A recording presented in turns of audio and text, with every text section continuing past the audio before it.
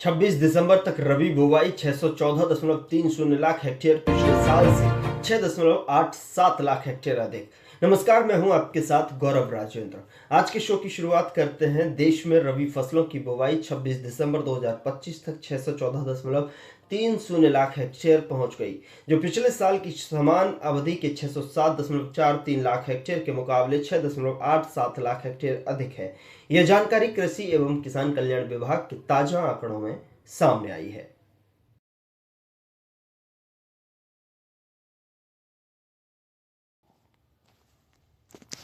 गेहूं की बुवाई 322.68 लाख हेक्टेयर रही, जो पिछले साल के 322.49 लाख हेक्टेयर के से मामूली अधिक है।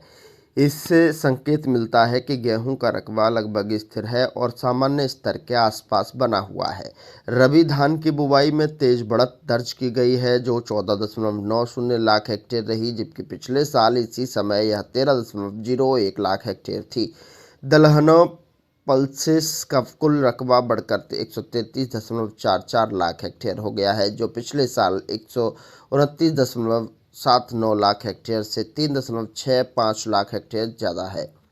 इसमें चना ग्राम की बुवाई बढ़कर 95.88 लाख हेक्टेयर हो गई है, जबकि पिछले साल यह 91.22 लाख हेक्टेयर थी।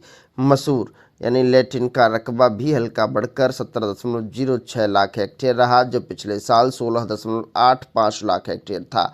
हालांकि उड़द, कुल्थी और फील्डपी जैसी कुछ छोटी दलहनों में पिछले साल के मुकाबले गिरावट दिखी।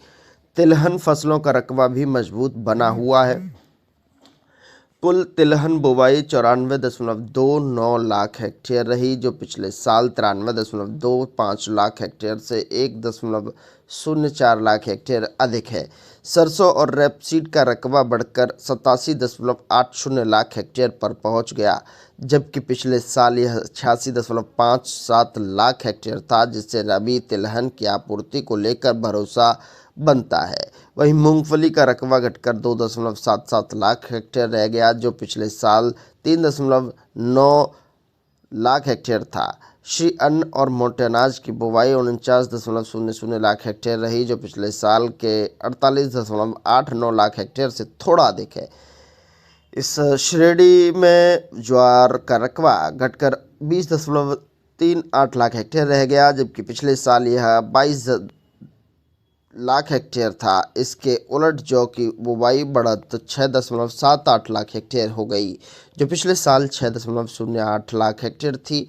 कुल मिलाकर इस साल रबी बुवाई पिछले साल से आगे चल रही है, जिससे तिलहनों और दलहनों का योगदान प्रमुख है, जबकि गेहूं का रकबा स्थिर बना हुआ है। और अब बाजार की नजरें जनवरी के मौसम और आगे की फसल स्थिति पर टिकी रहेंगी।